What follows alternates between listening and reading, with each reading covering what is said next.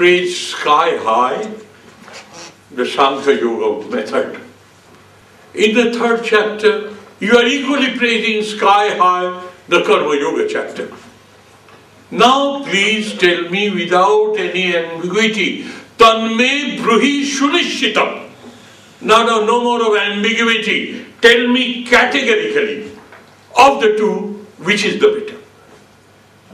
And you know what answer Sri Krishna gives? Sankhya Yoga Prithak Bala Pravadantina Pandita Ekam Api Asthita Samyak Ubhayor Vindate Phalam. Now look Arjuna, have patience.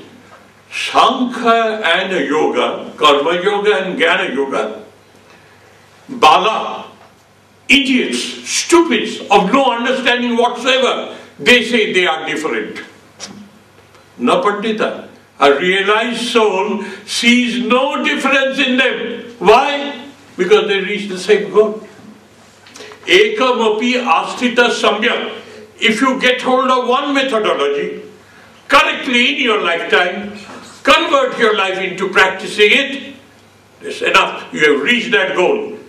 If you don't want to follow this, if you want to follow that, get hold of it. Follow it. You will reach the goal. That's why goal-oriented decision or a goal-oriented perspective or focusing your attention to the goal that you will reach, they are the same. As in the material world, the goal is to be a successful person. So for heaven's sake, don't live in a pigeonholed compartmental attitude. To each one of us, a methodology is possible. And with your ingenuity, basing yourself on these cardinal methodologies, you can build up your own. Suiting your genius, suiting your talent, suiting your ability, your taste and your desire.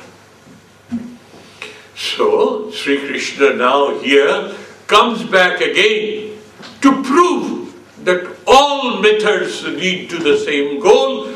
Ekam api asthita samyak.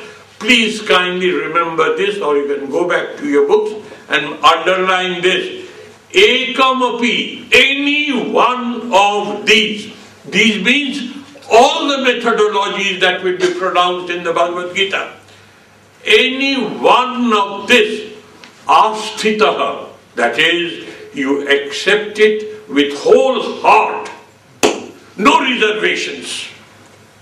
Do or die with this methodology.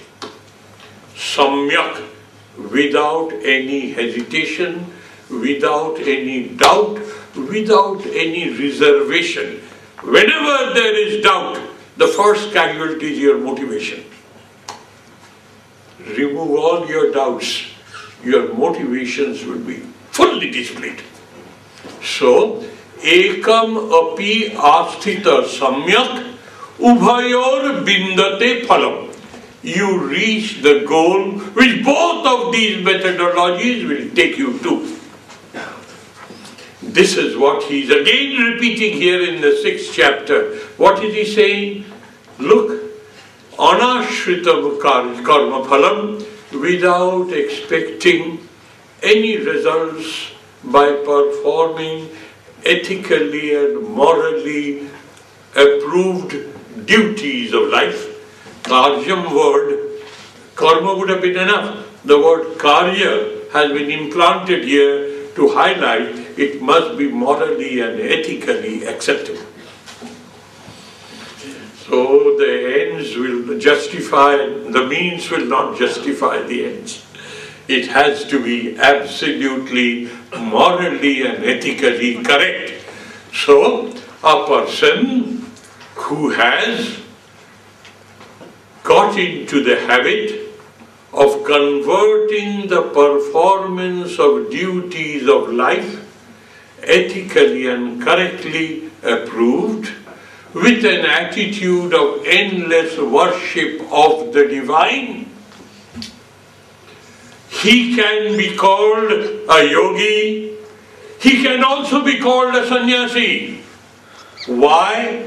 Ubhayor bindate phalam. they have reached the same goal. So, the focus of attention now, the perspective now is not on the methods, but the perspective is now the goal that is achieved. Both of them achieve the same goal. So, sa yogi cha, sa sannyasi cha. He is both a yogi, he is also a sannyasi. Or, let us elaborate it. He is both a karma yogi, he is both a sannyasa yogi. Only the ways are different, but they reach the same goal. And the last half of the second line of the shloka is a warning. Na niragni na chakriya. A person who makes a sham show of renunciation, being steeped in tamas, he tries to present himself as a sattvic person.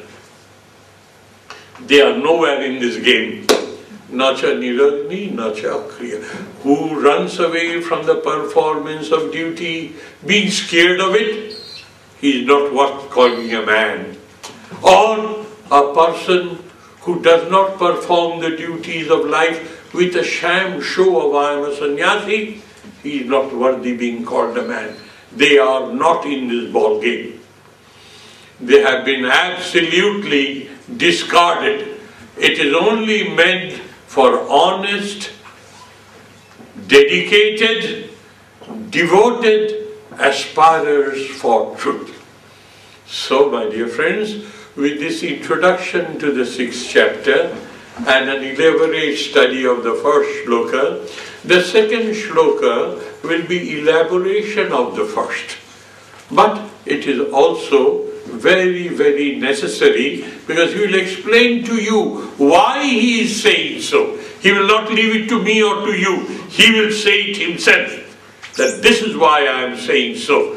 The second and the third shloka is the verification or justification of the first conclusion that he is drawing.